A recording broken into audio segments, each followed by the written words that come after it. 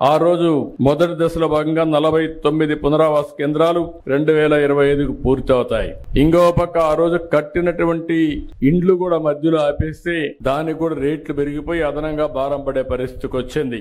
ఏదేమైనా 49 గ్రామాలు ఉన్నాయి, 17,717 పీడిఎఫ్లు ఉన్నాయి. ఇవన్నీ కూడా ఎంత తొందరగా వీలైతే అంత తొందరగా చేయడానికి ముందుకు పోతాం.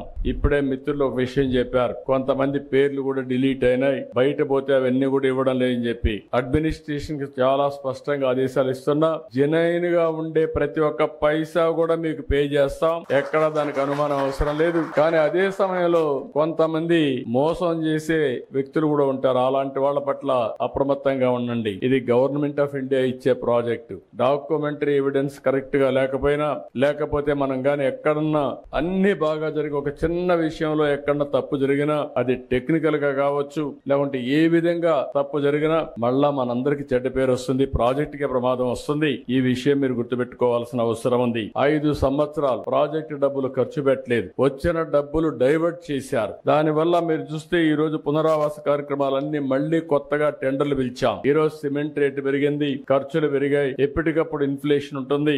మళ్లీ అదనంగా 500 కోట్ల రూపాయలు ఖర్చు అయింది. అంటే ప్రాజెక్టు వల్ల సకాలంలో పూర్తి అయి ఉంటే మీరు కూడా జీవితాల్లో సెటిల్ అయ్యేవారు. ఈ నీళ్లు గానుంటే వ్యవసాయం బాగా జరిగేది, అదనపు ఆయకట్టు వచ్చేది, ఆదాయం పెరిగేది. ఇంకొక పక్కన హైడల్ ప్రాజెక్ట్ మీరు చూస్తే పవర్ జనరేషన్ కోసం పెట్టింది, బాగా లేట్ అయింది కాబట్టి దగ్గర 2,500 కోట్ల రూపాయలు ప్రభుత్వానికి వచ్చే ఆదాయం పోయింది. ఇంకొక పక్క అదనపు భారం పడే పరిస్థితికి వచ్చింది. ఇలాంటి చాలా సమస్యలు వచ్చాయి.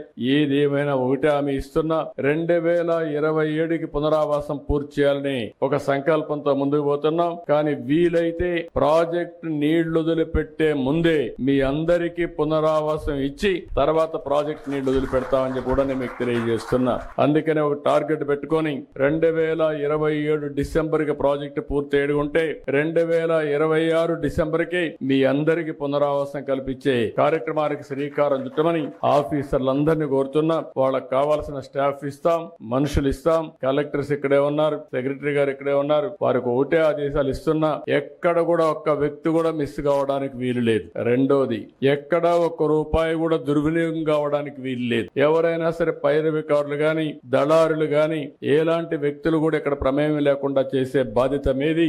ఇంకొక విషయం కూడా మీరు గుర్తుపెట్టుకోవాల్సింది, వీళ్ళందరికీ పునరావాసం కల్పించిన తర్వాత కూడా మనకు ఒక బాధ్యత ఉంది. వీళ్ళకు